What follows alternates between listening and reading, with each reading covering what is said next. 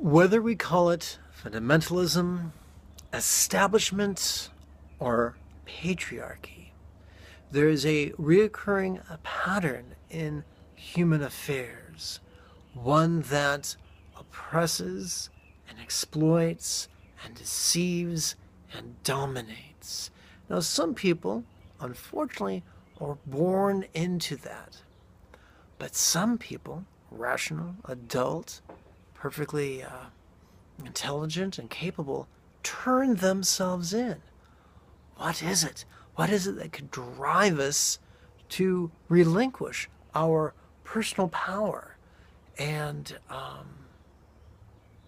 disempower ourselves in the institutions of patriarchy? What drives us to do that? Fear.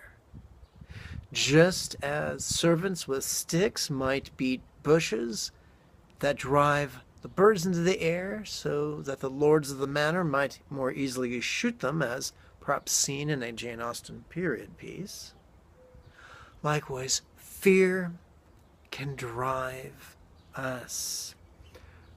Carl Sagan wrote a short discourse that you can find on YouTube. I think it's called A Comforting Myth.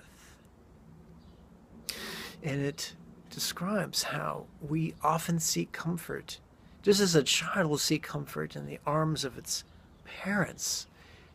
Adults seek comfort in the arms of imagined substitutes for our parents, be they real or imagined deities or institutions.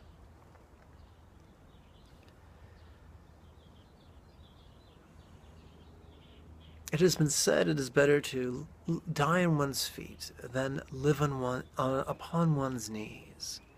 And so often we can trade safety, and we pay for it with autonomy of thought, autonomy of behavior. And instead of doing what we think is right, we do what is safe, what will keep us out of trouble.